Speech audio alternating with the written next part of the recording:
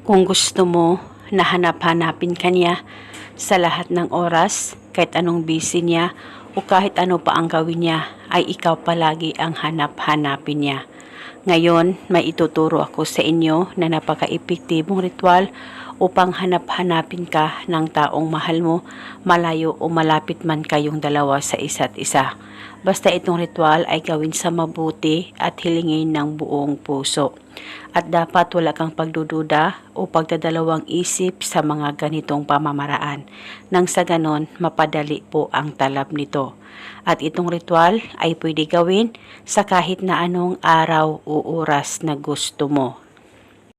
Ang gagawin mo lamang, kumuha ka ng baso, lagyan mo ito ng kalahating tubig o pwedeng punuin, depende po sa inyo. Basta malinis po na tubig ang ilagay nyo sa baso.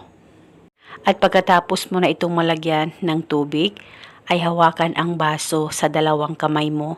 Titigan mo ito ng maigi, mag-focus at mag-concentrate ka at ilapit ito sa baba mo at ibulong mo ang mga salitang ito. Pangalan at apelido, sa kapangyarihan nitong tubig, ako lamang ang hanap-hanapin mo sa lahat ng oras, malayo o malapit man tayong dalawa sa isa't isa. Ibulong mo lamang ito ng 3 beses. Pwede ka magdagdag o mag-iba ng hiling kung gusto mo, wala pong problema. At pagkatapos ay inumin nyo na po itong tubig at dapat ubusin nyo po ang pag-inom nito.